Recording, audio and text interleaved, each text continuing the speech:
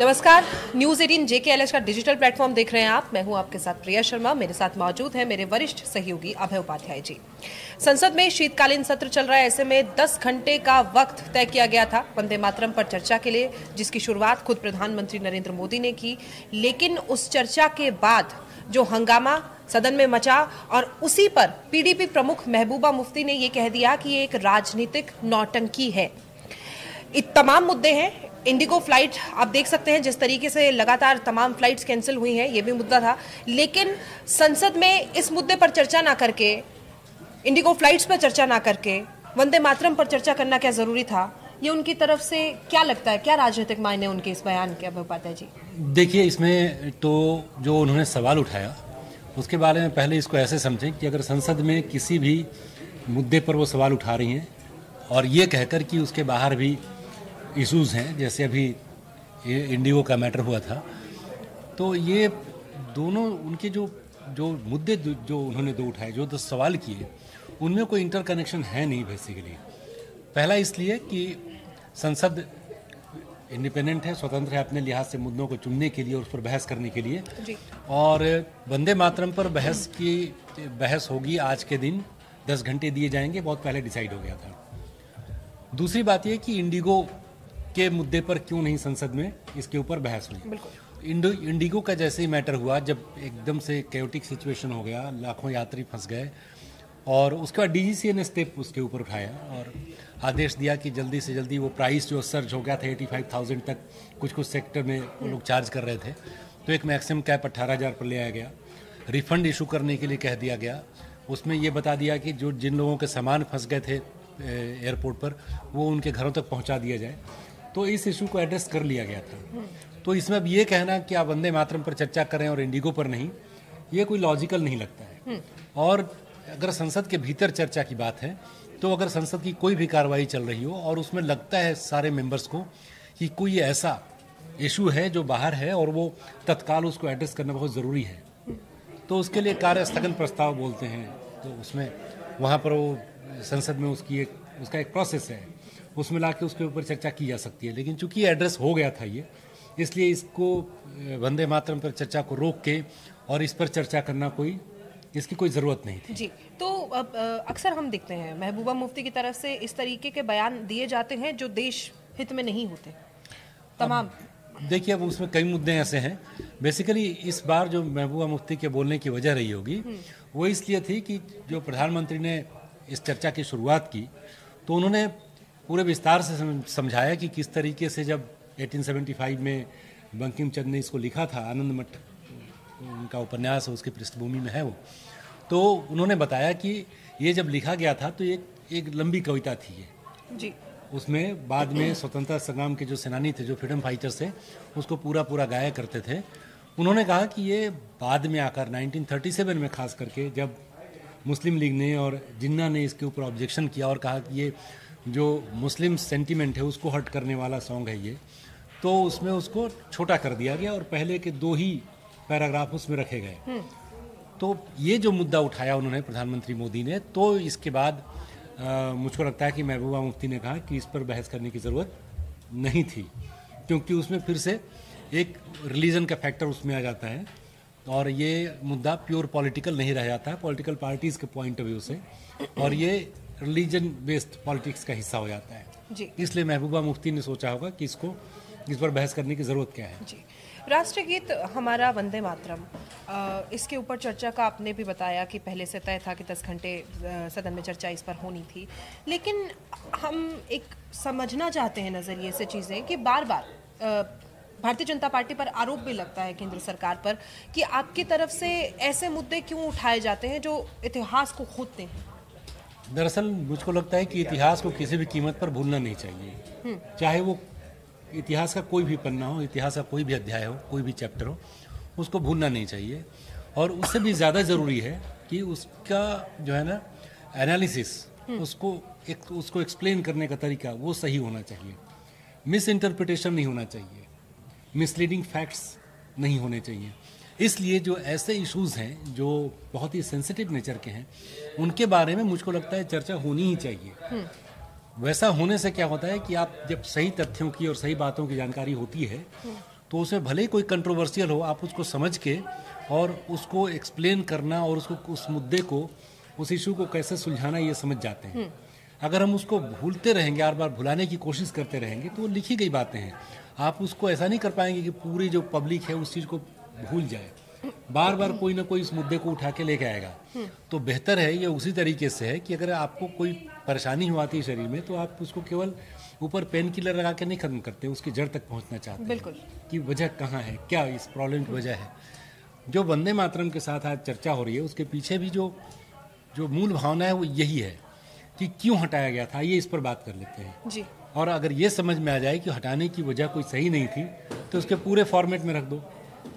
क्योंकि जब मुद्दे उठते हैं तो लोग एक दूसरे का विरोध करने लगते हैं कि ये इस्लाम विरोधी है या हिंदू समर्थक हैं, जबकि वही कविता, वही राष्ट्रगीत अगर पूरे फॉर्मेट में सामने आ जाए तो एक कड़वी सच्चाई है कि बहुत लोग उसको पूरा पढ़ेंगे भी नहीं, देखेंगे भी नहीं, उनको पता भी नहीं चलेगा कि इसमें क्या लिखा हुआ है। बिल्कुल। लेकिन बहस करने से ये होता है कि सारी चीज़ें आपके सामने आ जाती हैं। बिल्कुल सही। किसी को उस पर कोई ऑब्जेक्शन है तो उसके ऊपर डिस्कस हो जाता है, चीज़ें साफ हो जाती हैं, क्लियर हो जाती हैं। कितने युवा है, आपने सही कहा आज के, कि शायद मुझे लगता है कि जो हम गीत सुनते हैं, हमारा राष्ट्रीय गीत, उसके 2 पैराग्राफ ही जानते हैं, किसी को पता ही नहीं 4 से 5 पैराग्राफ। और इसमें देखिए इंटरेस्टिंग फैक्ट ये है कि जब अब जैसे पीएम ने आज अपने भाषण में कहा कि मुस्लिम लीग के आपत्ति जताने पर, और ये उन्होंने यूं ही नहीं कहा, उन्होंने वर्ड्स जो है रिपीट किए जवाहरलाल नेहरू के, क्योंकि संसद की कार्रवाई में सब चीज़ें रहती हैं ऑन द रिकॉर्ड, तो उससे उन्होंने कोट किया था।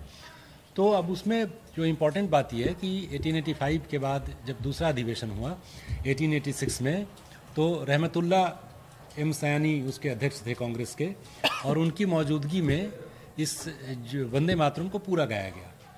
तो बीजेपी के लोग या केंद्र सरकार के कई मंत्रियों ने भी बात कही कि, और उनके प्रवक्ताओं ने भी बात कही कि जब एक मुस्लिम अध्यक्ष था कांग्रेस का, तो और उनकी मौजूदगी में पूरा राष्ट्रगीत गाया गया, उस पर किसी को कोई ऑब्जेक्शन नहीं हुआ। तो वो आखिर इतने साल के बाद मुस्लिम लीग के दबाव में आपको इसको छोटा करने की या किनारे करने की या दबाने की, छुपाने की ज़रूरत क्या थी? किसी को कोई ऑब्जेक्शन नहीं था। तर्क ये भी दिया गया कि जब 1905 में बंगाल का विभाजन किया अंग्रेज़ों ने, वो चाहते थे कि जो स्वतंत्रता संग्राम है उसको कमज़ोर कर दिया जाए, तो उन्होंने डिवाइड कर दिया बंगाल को। और जब इस विभाजन के खिलाफ आंदोलन चला तो वंदे मातरम गाते थे लोग, और उसमें कोई ऐसा नहीं था कि ये सोच के नहीं गा रहा हो कि इसमें देवी की स्तुति की गई है। अब पूरे हिंदू मुस्लिम जो भी वहाँ की पूरी पॉपुलेशन थी, सब लोग एक साथ गाते थे। इनका ये कहना है कि जब स्वतंत्रता आंदोलन के समय में इस गीत का इस्तेमाल किया गया अंग्रेज़ों के खिलाफ टोटलिटी में, पूरी की पूरी कविता का, तो बाद में उसको कम करने की क्या ज़रूरत थी। तो उसमें बीजेपी ये साबित करने की कोशिश करती है, और पीएम ने भी यही हाईलाइट किया कि ये तुष्टीकरण की राजनीति ऐसी चीज़ों से शुरू हुई जहाँ पर कि आप अपीजमेंट में गए, आप मुसलमानों को खुश करने की कोशिश, जबकि उनको इसकी कोई ज़रूरत थी ही नहीं।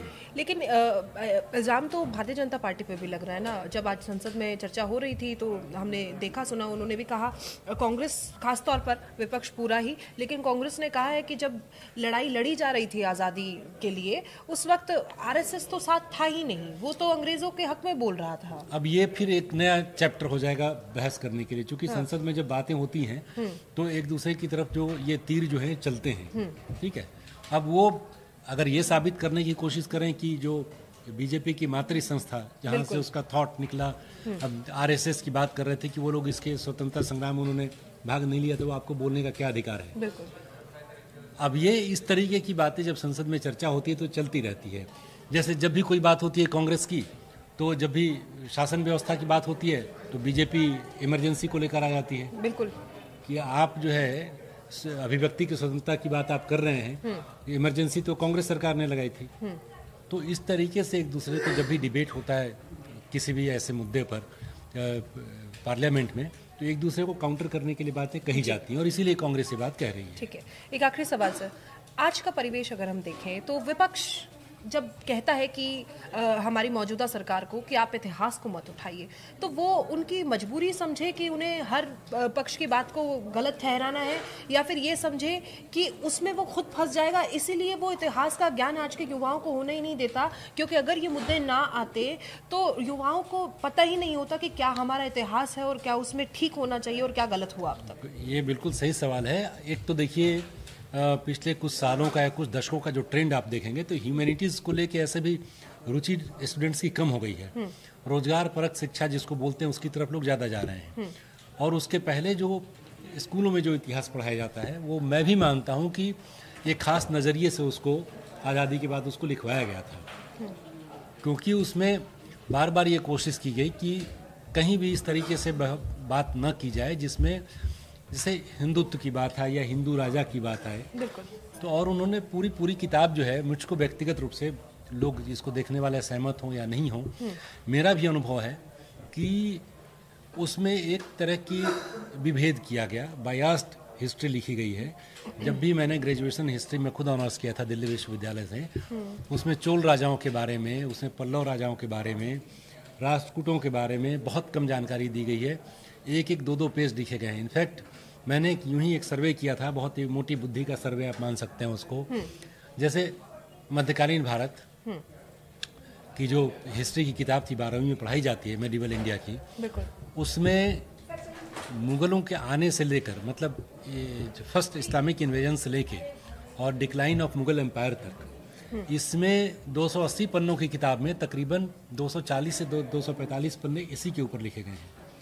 जबकि चोल राजवंश के बारे में, राष्ट्रकूटा के बारे में, पल्लव के बारे में, और चोल राजवंश की नौसेना कहा जाता बहुत मजबूत है, तो और उसकी बड़ी ताकतवर सेना थी और बहुत उसका साउथ ईस्ट एशिया में उसका बहुत व्यापार चलता था। वो पूरा का पूरा चैप्टर महज 8 से 9 पन्नों में उसको समेट दिया गया है। उसको पढ़ने के बाद आपको पिक्चर नहीं क्लियर होगा कि चोल वंश में उत्पत्ति कहाँ से हुई, कहाँ से कौन सा इसका राजा प्रथम था और कौन सा राजा अंतिम था, ये आपको समझ में नहीं आएगा। तो इसलिए मुझको लगता है कि किसी को, और मेरा ही सहमत है, जो लोग बोलते हैं धार्मिक रंग देने की कोशिश करते हैं, मैं उनसे भी असहमत रहता हूँ कि अगर मुगलों के बारे में पूरी जानकारी दी गई है, उनके एडमिनिस्ट्रेटिव सिस्टम के बारे में दी गई जानकारी, तो उसको रहने दीजिए। अब उसको भी छोटा मत कीजिए कि आगे चल के एक और उसके ऊपर कंट्रोवर्सी हो जाए। बिल्कुल सही कह रहे हैं। जो इतिहास के वो जो चैप्टर जो छूट गए हैं उसमें उसको जोड़ दीजिए। तो ये बैलेंस करने की बात नहीं है, ये टोटलिटी में अपनी हिस्ट्री को जानने समझने की बात है कि हमारी शासन व्यवस्था हम कितने समृद्ध थे, प्रॉस्पेरिटी किस लेवल की थी, हमारा दूसरे देशों के साथ कैसा संबंध था, उसको पढ़िए। जब मुगल आए उसके बाद व्यवस्थाएं कैसे बदली, हमने कैसे सबसे एडजस्टमेंट करके रहना सीख लिया और सबकी एक दूसरे की अच्छी बातों को लेकर हम आगे बढ़े। मुझको लगता है कि इस पॉइंट ऑफ व्यू से हिस्ट्री की बुक्स में चेंज करना बहुत ज़रूरत है इसकी। आपने छोटी सी बात आपके ही सवालों से मेरे मन में आ रही है, दर्शकों के मन में भी आ रही होगी, कि आपने कहा था कि कुछ काटिए पीटिए नहीं, जो है ज़रूरत जानने की उसको जोड़ दीजिए। क्या आपको लगता है जिस तरीके से पहले आपने कहा कि कुछ सोच समझकर हमें सिलेबस दिया गया है, ऐसे में अगर वो हटा दिया गया था उस वक्त और एक सिलेबस को ब्रीफ कर दिया गया था, तो आज सरकार चाहती है कि अब इस सिलेबस को हटा दिया जाए और दूसरे को ब्रीफ कर दिया जाए? ये क्या चाहती है तो मैं नहीं कह सकता हूँ, लेकिन कई जगह ऐसा मेरा अपना ओपिनियन है ये कि किसी एक नई चीज़ को इंट्रोड्यूस करने में या जो छूट गई चीज़ों को इंट्रोड्यूस करने में दूसरे के ऊपर कैंची नहीं चली। पूरी टोटलिटी में पढ़े, जैसे जो बात कर रहे हैं ना हम लोग अभी, जहाँ से हमारी बात हुई थी वंदे मातरम को लेकर, कि वंदे मातरम को पूरा का पूरा लोगों के सामने रखिए, उसकी मीनिंग बताइए और तब देखिए कि उस पर किसी तरह का विरोध होने का चांस बहुत कम हो जाएगा, उस पर किसी तरह का विरोध नहीं होगा। उसी तरीके से हिस्ट्री में किसी चैप्टर को इंक्लूड करने का मतलब नहीं है कि किसी को वहाँ से आप हटा दिया जाए। पूरी हिस्ट्री पढ़ाइए, पूरे समाज के बारे में बताइए और तब देखिए कि ज़्यादा समझ पैदा होगी और वो हमारे देश के लिए अच्छी साबित होगी और हमारे देश के लिए जो बेहतर हो वही होना चाहिए। युवा भी यही चाहते हैं। रोजगार के साथ साथ इतिहास भी उतना ही महत्वपूर्ण है जितना बाकी सारी चीज़ें हमारे जीवन में। आप पूरे के पूरे इतिहास को समक्ष रखिए और कितना उसमें से चुनना है वो आपकी पर्सनल चॉइस होनी चाहिए। ऐसी ही तमाम खबरों के लिए आप हमारे चैनल को सब्सक्राइब करें। आपको हमारा ये पॉडकास्ट कैसा लगा देख के हमें बताएं, कमेंट करके बताएं। फिलहाल के लिए बहुत शुक्रिया।